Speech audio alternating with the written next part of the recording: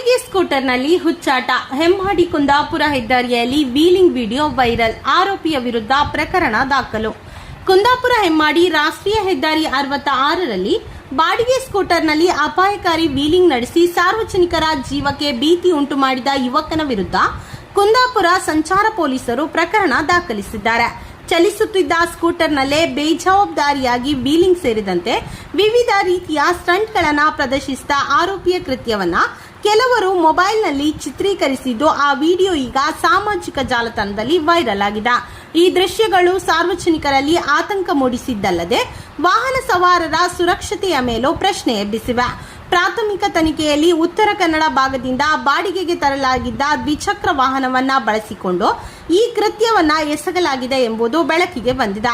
ಪ್ರಕರಣದ ಸಂಬಂಧ ಆರೋಪಿಯ ಮಾಹಿತಿ ಸಂಗ್ರಹಿಸುತ್ತಿರುವ ಕುಂದಾಪುರ ಟ್ರಾಫಿಕ್ ಪೊಲೀಸರು ಶೀಘ್ರದಲ್ಲಿಯೇ ಆರೋಪಿಯನ್ನ ಬಂಧಿಸುವ ಸಾಧ್ಯತೆ ಇದೆ ಎಂದು ತಿಳಿಸಿದ್ದಾರೆ. ಸಾರ್ವಜನಿಕ ರಸ್ತೆಗಳ ಮೇಲೆ ಇಂತಹ ಅಪಾಯಕಾರಿ ಸಾಹಸಗಳನ್ನು ನಡೆಸುವುದು ಕಾನೂನು ಬಾಹಿರವಾಗಿದ್ದು, ಇಂತಹ ಕೃತ್ಯಗಳಿಗೆ ಕಟ್ಟುನಿಟ್ಟಿನ ಕ್ರಮ ಕೈಗೊಳ್ಳಲಾಗುವುದು ಎಂದು ಪೊಲೀಸರು ಎಚ್ಚರಿಕೆಯನ್ನ ನೀಡಿದ್ದಾರೆ.